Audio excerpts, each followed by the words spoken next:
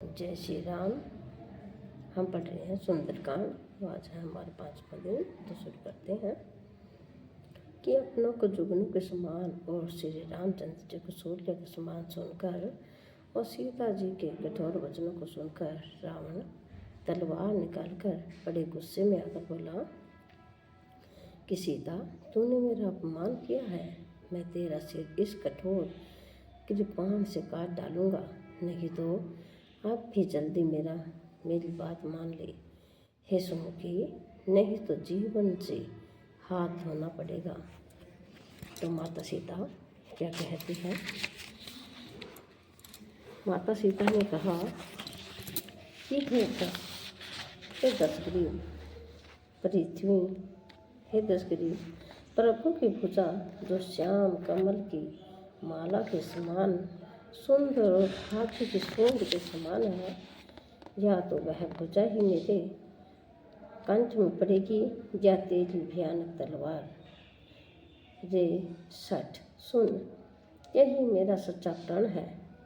सीता जी कहती हैं कि हे चंद्रहास यानी कि तलवार श्री रघुनाथ जी के विरह की अग्नि से उत्पन्न मेरी बड़ी भारी जलन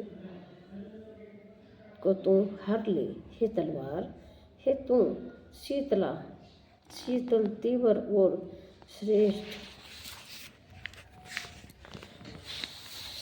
धारा बहाती है, अर्थात तेरी धारा ठंडी और तेज है। तू मेरे दुख के बोझ को हर ले। सीता जी के वचन सुनते ही वह मारने दौड़ा। तब मैं दानव की पुत्री मंदोदरी ने नीति कहकर उसे समझाया। तब रावण ने सब राक्षसों को बुलाकर कहा कि जाकर सीता जी के बहुत से प्रकार से भय दिखाओ।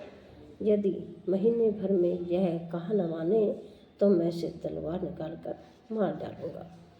तो जो कहकर रावण चला गया। यहाँ राक्षसों के समूह बहुत से बुरे से बुरे रूप धरकर सीता जी को भय दिखाने लगी। तो उनमें एक त्रिजटा नाम की राक्षसी थी। उसकी श्री रामचंद्र जी के चरणों में प्रीति थी और वह विवेक ज्ञान में निपुण थी। उसने सबको बुलाकर अपना स्वप्न सुनाया और कहा, सीता जी की सेवा करके अपना कल्याण कर लो। स्वप्न में मैंने देखा कि एक बंदर ने लंका जला दी और राक्षसों की सारी सेना का मार डाली गई। रावण नंगा है और गधे पर सवार है। उसके सिर मुंडे हुए हैं, 20 भुजाएं कटी हुई है। तो आगे क्या कहते हैं कि इस प्रकार से वह दक्षिण यमपुरी की दिशा को जा रहा है और मानो लंका विभीषण ने पाई है। नगर में श्री रामचंद्र जी की दुहाई फिर गई।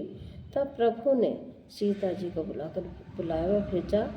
मैं पुकार कर निश्चय के साथ कहती हूँ कि यह स्वप्न 4 दिनों के बाद सत्य होकर रहेगा। उसके वचन सुनकर भी सब राक्षसियाँ डर गई और जानकी जी के चरणों पर गिर पड़ी। जय श्री राम।